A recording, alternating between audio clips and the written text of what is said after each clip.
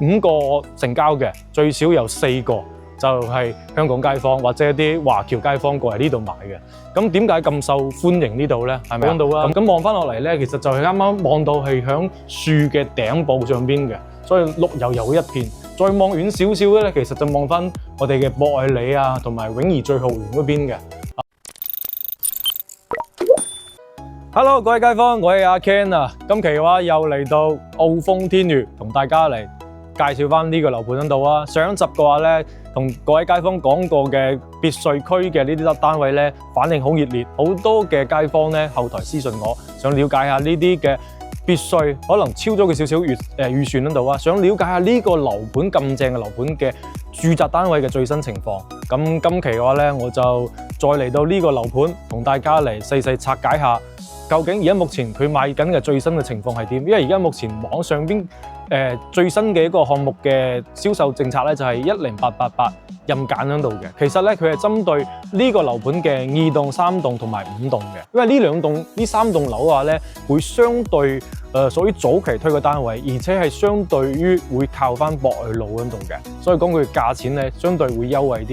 因為睇翻以前嘅話咧，早期嘅話咧，佢呢個樓盤賣緊咧係15,000蚊到17,000蚊不等喺度嘅。咁呢度嘅話咧，而家目前臨近新春啦，佢有個新春折扣10888任揀。咁當然啦，而家目前可揀嘅樓層咧，佢就唔會話好多喺度嘅。而家目前主要推緊咧就係我身後嘅第6棟單位。佢係成個樓盤嘅屬於個中軸嘅樓王，可以咁講啦。成個樓盤因為佢屬於一字排開嘅幾棟樓喺度嘅，咁佢屬於一個中間位置喺度，所以講前後唔臨路，望住成個嘅中軸園林喺度。而且我身後咧就係由高到低嘅一個層層疊嘅一個水景，所以講係非常之靚嘅一個樓盤喺度嘅。咁當然可能好多嘅街坊會問我啊，澳豐天悅喎，平時開車響博愛路上邊行嘅話咧，會唔會好嘈嘅咧？其實我又唔覺得嘅，因為點講咧？首先博愛路嘅咧，按翻最新呢2個月嘅政策嚟講咧，交警嗰邊只要超過60嘅時速開車嘅話咧，其實就要點講咧，就會收到啲交警發過嚟嘅警告或者係罰款喺度噶啦，超咗20%就要罰200蚊喺度。所以講而家目前雖然講車流量會相對會大啲，不過嚟講基本上，我覺得嚟到響呢個小區嘅話，除咗聽到啲潺潺流水同埋啲雀仔聲之外咧，車流聲係好細，唔係話冇啊，係有好少喺度嘅。另外嘅話講翻呢個開發商嘅話咧，其實佢屬於澳門嘅開發商度嘅，佢嘅對嗰啲交付嘅嗰個品質啊，同埋嗰個成個流動嘅設計嚟講咧，雖然講可能冇4.0住宅會交付嘅標準。同埋嗰個贈送面積有咁大，不過我覺得作為一個屬於3代嘅住宅嚟講咧，呢個樓盤係做得係非常之王牌㗎啦。咁接落嚟嘅話咧，我就邊行邊講，同大家睇睇目前6棟嘅單位最新情況喺度嘅。咁6棟嘅話咧，而家目前咧佢係屬於2梯4戶一個設計喺度啦，有2隻咧係83同埋89平方嘅，仲埋一個咧係105方。同埋一個120平方嘅4房喺度嘅，所以講選擇咧由2房到4房都會有選擇喺度啦。咁我哋而家不斷嘅話咧，其實都好多嘅香港街坊咧過嚟呢度睇樓，真係。雖然講今日唔係話啲週末啦，其實時不時好多嘅街坊都係睇到我哋嘅 YouTube 上面嘅視頻啦，上嚟實地嚟考察下究竟係咪咁優秀咧？因為呢度嘅話咧，5個成交嘅，最少有4個就係香港街坊或者一啲華僑街坊過嚟呢度買嘅。咁點解咁受歡迎呢度咧？係咪啊？咁我哋接落嚟想去樣板房同大家嚟睇睇。嗱，咁我哋一嚟到6棟嘅現場啦，其實咧佢每一棟樓嘅話咧，其實都有啲人面識別喺度嘅，平時係常關門喺度嘅。嗱，要開過啦，佢就先俾你入去。哇！對門得好重喺度啊，真係。嗱，佢現場嘅話呢度咧，目前就係大堂啦。其實佢樣板房嘅大堂其實都同大家做咗一個展示喺度㗎啦。佢嚴選大牌嘅車裝，升級生活嘅質感。咁事實㗎啦，好似佢嘅用嘅水龍頭啦、瓷磚啦、木地板啦、廚房嘅3件套啦，同埋嘅空調啦、廚櫃啊、插座啊、玻璃啊，全部都係有講究嘅。而且而家目前我見到嘅咧，喺大堂嘅咧，出邊今日應該有20幾度啊，入到嚟我覺得好涼爽。佢係開咗嗰啲空調喺度嘅，即係呢種會比較人性化啲啊，係啊。咁我接落嚟咧，我哋上樓同大家嚟現場感受下嗰個樣板房係究竟係點嘅啊，等陣見。嗱，咁我哋而家嚟到咧6棟嘅4樓嘅板房度咧，同大家嚟現場睇睇而家現場嘅3隻戶型喺度啊。因為佢咧呢棟嘅話咧有88啦、105方啦，同埋120平方嘅，從3房到4房都會有嘅。咁我睇翻而家目前成個嘅大堂咧，佢係2梯4戶設計喺度啦。咁我而家目前身後咧嗰隻積咧就120平方嘅。我覺得而家呢隻戶型咧，我係最推薦各位街坊嘅戶型，因為佢係採用咗南北對流嗰種設計喺度啊。咁攝影師嘅話咧，跟住鏡頭俾大家嚟睇一睇成個嘅客廳嘅一種闊度啊。客廳出邊有個細陽台啦，主陽台出邊都有陽台喺度，兩邊嘅景望出去其實都係綠油油嘅。咁當然啦，我覺得呢個開發商都有講究喺度嘅，因為一般樣板房嘅地方咧，佢會將成個樓盤最靚嘅地方係呈現俾各位喺度嘅。咁當然啦，低樓層會望翻好靚嘅一個綠景嘅綠植嘅個 view。咁高樓層嘅話咧，其實就望翻成個博愛路東區或者開發區嘅一個城市景觀都係非常之正喺度嘅。咁呢度咧，而家目前樣板房嗰度咧係做咗個創意樣板房嗰度啊。等陣咧會同大家咧睇翻真正嘅交標嘅都可以睇睇，因為呢度咧佢作咗有少少嘅一種改動喺度嘅。咁首先從廚房講起呢度啦，嗱呢間廚房嘅話咧120平方咧。其實就可以咁講中規中矩啦，因為你唔可以同而家目前賣緊嘅第4代住宅嚟比㗎啦。佢成個係一個 U 型嘅設計，咁雖然講係120平方，廚房唔係好大啊，佢留咗個雙門嘅冰箱位喺度嘅，所以講呢樣嘢都會比較吸力啲啊。再出邊咧，其實佢都有一個生活陽台啊，會比較長，直接拉到過去隔離嘅廚房位喺度嘅。咁當然啦，嗱，如果街坊覺得哇呢個廚房會有啲偏細喎，咁後期嘅話咧，可以直接揼咗出邊埲牆，直接托到出去陽台嗰邊，或者係直接將呢個陽台度直接封窗處理啊。咁到時後邊嘅話咧，放翻啲洗衣機啊位置咧都係 OK 喺度嘅。咁我哋再望翻前邊客廳嘅主陽台喺度啊，係啊，其實就係直面睇翻成個嘅中軸園林。因為佢嘅中軸園林咧，去到220米嘅一個長嘅水景同埋一個綠植嗰度嘅。嗱，而家望翻出去，真係好舒服咯，係咪啊？咁望落嚟，因為喺4樓高度嗰度啊，咁望翻落嚟咧，其實就係啱啱望到係響樹嘅頂部上邊嘅，所以綠油油一片。再望遠少少咧，其實就望翻我哋嘅博愛里啊，同埋永怡最浩園嗰邊嘅啊，所以講。佢本身嘅周邊嘅樓咧，唔會話太高啊。咁當然，如果你買到10幾層以上嘅話咧，會望出嚟個 view 咧更加之開揚喺度嘅。啊，再講翻我哋而家目前樣板房嘅呢個陽台位喺度啊，其實咧佢直接係按翻可以點講咧，連通到隔離套單位喺度嘅啊，呢個陽台喺度嘅。咁當然呢個位置咧，其實就後期可能俾業主嚟做 DIY 啦。你中意將呢間房擴大佢，直接封窗又得。保留翻呢樣嘢，養啲魚，種啲花花草草又 OK， 或者直接將客廳封咗窗，其實又 OK 喺度。咁當然啦，其實如果俾我自己選擇嚟講，我希望就係保留翻啲陽台位。講老實句，因為你買樓唔同話追求要房間大啊，或者係一定要空間要好足啊呢啲，因為有個陽台嘅話咧，平時真係。成間屋嚟講會更加之通風啊、透氣啊，更加要舒服啲，唔使話一定成間屋裝晒玻璃，追求大客廳、大房間嘅。因為你畢竟講老實句啊，好多嘅港澳同胞最近聯繫我嘅，好多都係講可能2個老人家，最多係有啲仔女，偶然間會過嚟呢度，可能住翻1-2晚啊，甚至好多嘅過嚟呢度，可能就係1年嚟翻幾個月，即係度假式嘅。所以講，其實我係唔需要太多嘅大房間啊，或者係大陽台啊呢啲嘅，只要一個好舒適嘅空間俾各位街坊，我覺得就好值得喺度噶啦。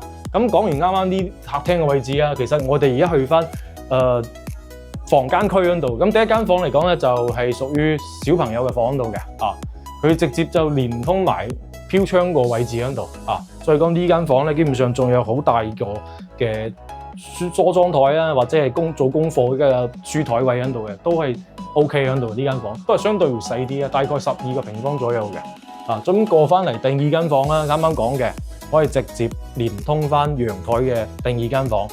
佢間房睇翻嘅話咧，其實都係放咗張1.2米嘅床，三邊嘅落床位都係足夠喺度嘅。咁當然啱啱講嘅追求呢間房更加大嘅，可以將佢托出去做風窗。咁呢間房真係相當於個主人房嘅闊度喺度噶啦。咁再過嚟睇翻主人房度啊，主人房嘅話咧，佢比較特別啲啊。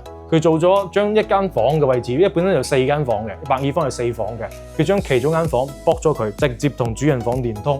再講呢一邊，其實就做咗衣帽間嚟嘅，梳妝台、衣帽間。你嘅太太到時買咗呢度啦，直接每日望住咁靚嘅綠植園林區，一邊化妝，而且光線咧採光度非常之高。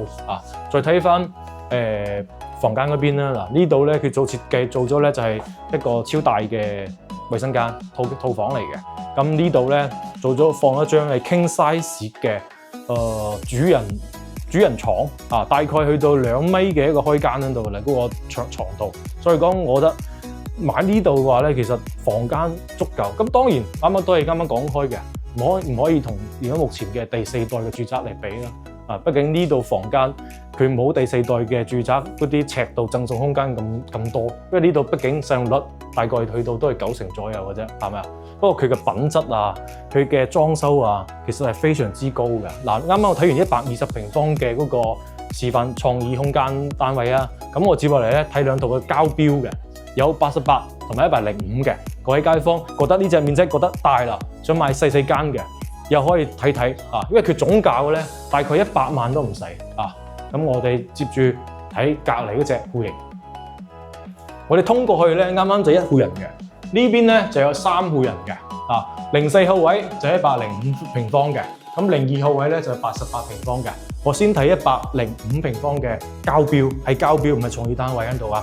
而家目前大家所以見到嘅全部都係交付嘅標準，包括呢度入戶門都好佢就多塊鏡面喺度，所以講成個品質感咧其實就好細膩，而且佢嘅指紋鎖咧係用咗3星嘅牌子包括佢而家目前佢好多人會問啦，10888個交標同埋目前6棟嘅交標係唔一樣嘅，佢全部係做咗係升級嘅。首先升級啲乜嘢咧？第一個同10888唔同嘅話咧，第一個就係佢嘅6棟嘅話咧，佢交標升級咗。第一個就係佢嘅背景牆啦，做咗啲隔山板、護牆板，呢樣嘢係有嘅。第二點可能就係磚位啦，因為舊一期咧佢用咗係80乘80嘅瓷磚，呢一期咧佢用咗係1.8乘以75公分嘅大瓷磚，所以講會更加嘅好睇啲，更加嘅大氣啦。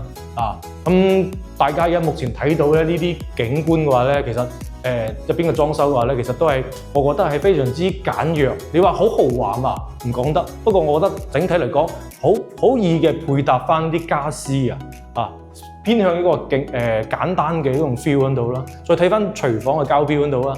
廚房交標嘅話咧，佢升級版啱啱講到咧，佢仲加咗個啲涼霸喺度㗎。呢樣嘢其實係幾好喺度㗎。呢啲都係升級版嘅一個標準喺度嘅。咁我而家睇翻啦，佢全屋嘅呢啲櫃咧都用咗索菲亞牌子嘅，唔平嘅呢啲櫃位㗎。而且嗰個板面咧做咗啲磨砂嘅效果，包括呢啲瓷磚都好，全部做晒嗰啲仿磨砂嘅磚，所以講整體嚟講係好乾淨利落咁嘅。跟住抽油煙機啱啱我哋視頻上邊講過啦，用咗方太嘅3件套消毒碗櫃、抽油煙機、煤氣爐，全部做晒喺度嘅。咁其實再出嚟咧，廚房出嚟嗰個位置咧，其實就係陽台。陽台呢位開電門先。哎呀，呢個陽台咧，我覺得咧嚟講咧，就係可能會光線遮少少咯。咁當然啦，後期嘅話咧，好多業主如果嫌呢個廚房細嘅話咧，其實就可以托出嚟，或者直接你話覺得2-3個人夠用啦，咁可以直接做風窗啦，出邊放翻啲洗衣機或者放翻啲雜物，其實都 OK。因為我哋嘅陽台咧，其實咧都係非常之大嘅呢度，因為呢個位置首先咧佢朝向咧係望南邊嘅呢個位，雖然講可能陽台咧冇啱啱睇嘅呢隻120平方咁長，佢屬於就係客廳位置嘅啫。不過佢嘅闊度咧會比啱啱嘅會闊大概15公分左右嘅。咁望翻嚟嘅成個庭院嘅 feel 咧，其實都係好靜嘅，見到嘛？係完全係唔怕話樓望樓啊，即係唔會話私隱性好差咯，望得好遠嘅景觀。所以講我點解會推薦傲風天宇咧？除咗個品質感 OK， 開發商 OK， 有一定實力，佢最關鍵係個樓間距，佢嘅私人空間係非常之正喺度嘅。而且望翻我哋啱啱前一集講過嘅千萬級嘅嗰種別墅啊。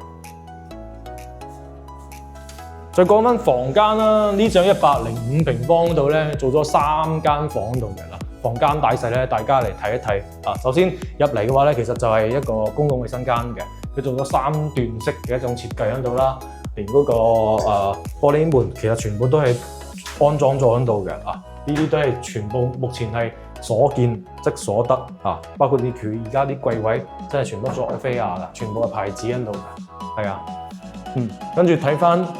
呢間係屬於最細間房啦，基本上因為呢啲屬於舊規嘅住宅，佢所有嘅飄窗因為下邊咧放空調嘅，所以講冇辦法唔可以駁，所以講呢度最多係放張1.2米嘅床啦。呢間房係屬於最細間嘅書房位，而且景觀嚟講咧，可能就稍微差少少啊。呢間房啊，畢竟你人住得唔係好多啊嘛，唔同啱啱我講話啲別墅級別嘅，因為呢隻單位畢竟105平方。可能你總價，因為而家呢隻搞緊特價嘅話咧，可能去到11500起步嘅，咁加埋一套單位可能就係8萬鬆啲啊！呢間細間房嘅最細間房，你睇翻定義大嘅呢間屬於叫客房啦。客房嘅話咧，其實佢就放張1.5米嘅床，我覺得係冇問題喺度嘅，1.5米床，跟住可以做到3邊落床位，跟住佢嘅木地板其實咧，我覺得啲細節啊。細節感係非常之滿嘅，你見到嘛？而家目前嘅地板啦，出邊嘅瓷磚過渡啊，佢用咗啲金屬線條嚟做過渡㗎。啊，呢啲唔係話個個樓盤都會有做呢啲咁嘅細節。啊，呢度其實佢嘅品質點解做得咁好？其實有講究。啊，再過嚟呢度咧就係主人房。啊，主人房嘅話咧，其實同啱啱間客房嚟講咧，就係一個放大版嚟㗎啦。啊。其實就基本上係冇問題啊！再睇翻佢嘅套間嘅話咧，都係比較叫中規中矩啦，中規中矩。佢升級咗咧，同啱啱講嘅2、3唔同都唔同嘅地方，就係加咗個嗰啲涼把喺度嘅。呢個位置佢就到時如果夏天、如果冬天嗰時咧，天冷嗰時咧，開翻個暖氣喺度，其實都好正喺度嘅。啊，咁而家睇翻啦，嗱，成間即105平方3房，2間房向南。一間細房嘅話咧，就會隔少少。其實我覺得針對嗰啲3、4個人啦，嚟到中山買樓度假嘅，其實我覺得係非常之 OK 喺度，因為佢嘅戶型嚟講咧係冇毛病，事正喺度嘅。不過你話追求啲大陽台、大房間、大嘅廚房嘅，呢度就唔係，畢竟呢度就105平方啫，唔會話做得好似第4代住宅咁高嘅使用率啊。所以講，不過你諗翻轉頭啊。喺博愛路上邊100萬開頭到多少少，去買到間咁高品質嘅、咁高交標嘅一個樓盤，我覺得係值嘅。咁當然啦，好多街坊覺得，我覺得105方又大啦，我可能得2個人住，甚至1個人住嘅，我又想買呢個小區，有冇啲細啲嘅？有。跟住個鏡頭再睇睇88平方嘅，88平方嘅話咧，佢就2間房，1個衛生間。而家目前大家見到嘅話咧。佢就係一個交付嘅標準嚟㗎，88平方2房。不過佢咧呢個戶型嚟講，總體嚟講係屬於都係叫方方正正嘅戶型啦。唯一一個唔好嘅地方咧，就可能佢嘅朝向唔係啱啱同你介紹嘅全向南邊，佢可能個位置咧係望翻西邊位置嘅。咁當然可能講街坊覺得話有啲西斜喎，冇辦法，因為呢度係佢位置就設計咗向西邊嘅。咁西邊有咩好嘅地方咧？可能因為而家畢竟廣東嚟講濕氣會又重啲，呢個戶型嚟講咧光線會比較相對充分。第二個嚟講，如果買呢隻積嘅話咧，望翻啲高層嘅話咧，其實望得好遠嘅，將成個東區包括前邊嘅越秀啊，對面啲山景咧，全部係望晒喺度㗎啊！所以講呢個 view 買到高層係好正喺度，畢竟佢88啊。雖然講細面積啲，不過佢做嘅品質啊、廚房都唔細嘅。嗱，大家跟住鏡頭睇一睇啊，呢度一個 L 型嘅基本上就好細啲啦，相對細啲，放個單門嘅冰箱啫。啊，出邊嘅陽台就覺得中規中矩啦。所以講，如果經常嚟到呢度中意煮飯嘅朋友仔咧，可以考慮到時都係托出去啦。咁呢個空間咧就非常之靚喺度噶啦。啊，咁再睇翻房間啊。房間嘅話咧，佢做咗3房啊，唔係2房嚟嗰啲嘅3房，我記錯咗喺度啊。嗱，其實一個細間啊，3間房，不過一間房就好細間嘅。呢間房我可以咁講，最多係做成一個雜物房、麻雀房、娛樂房嚟嘅啫。啊，咁佢呢度咧就係屬於第2間房度嘅。啊，一客房同埋一間主人房，佢就冇所謂嘅啲衣帽間啊，冇衣帽間嘅。咁到時後期嘅話咧，好多街坊嘅話咧，可以用一間房嚟做成一個衣帽間啊，咁呢度主人房咧就空間會大啲，畢竟呢度88啊，做成3個房1個衛生間。咁好多人會問啊，88方做3房得1個衛生間，夠唔夠用啊？可能每個人嘅需求唔一樣喺度，因為呢隻戶型我覺得係針對啲啱啱講過嘅一個人啊，或者兩公婆啊過嚟呢度啊，又想買翻啲咁高質素嘅樓盤啊，呢度係一個最佳選擇，係啊。所以講，接落嚟我落翻樓下咧，同大家總結下今日同大家介紹呢個樓盤嘅3隻戶型同埋最新嘅價格，同大家嚟劇透下。啊，等陣見。嗱，同各位街坊嘅話咧，講咗3隻戶型啊，咁而家對呢個樓盤嘅話，你價錢咧同大家做翻個總結喺度啊。咁啱有3隻面積，一種係88平方嘅，咁佢而家目前咧搞緊嘅活動價錢咧就係6棟嚟講啊，6棟因為佢全新嘅一個升級嚟嘅，我覺得性價比會更加高啲。咁當然佢唔係靠路邊，係成個樓王嘅單位喺度嘅，所以講價錢咧會比2棟、5棟同8棟咧稍微價格會高少少嘅。咁當然佢嘅總價全部折落嚟咧，大概100萬左右嘅88平方嘅。咁另一種面積咧105平方嘅話咧，佢屬於東南位置喺度嘅，都係全望翻南邊嘅。咁佢嘅總價咧折後大概要去到125萬左右到130萬之間喺度嘅。啊，咁講翻最受歡迎嘅120平方嘅南北對流戶型啦，咁佢嘅折後咧就大概去到162萬到170萬之間嘅。咁最後睇翻大家中意嘅樓層，因為電梯房嚟計咧，佢就高啲就會貴啲嘅，而且呢度嘅裝修標準咧係非常之高嘅，全屋嘅都係真真實實、扎扎實實嘅一個知名嘅一線牌子喺度嘅。啊，咁對於呢個盤，大家有冇話啲想更加詳細了解下呢個樓盤嘅樓棟啊、樓層啊、咩單位賣緊喺度啊？咁可以後台私信我，或者係直接掃碼我嘅二維碼 WhatsApp 同埋微信嘅去聯繫翻我喺度嘅。咁我會帶大家嚟到更新翻呢個盤嘅最新成績啦。咁當然可能有啲街坊覺得想過嚟中山實地考察下，咁我係無任歡迎嘅。我哋到時可以派翻免費嘅專車，由你香港嘅位置直接送過嚟項目嚟實地考察下，係咪啊？咁今期到呢度為止啦，下一期大家想探咩盤都可以後台私信我，或者係評論區大家嚟探討下。啊，今期到呢度為止啦。啊，各位拜拜。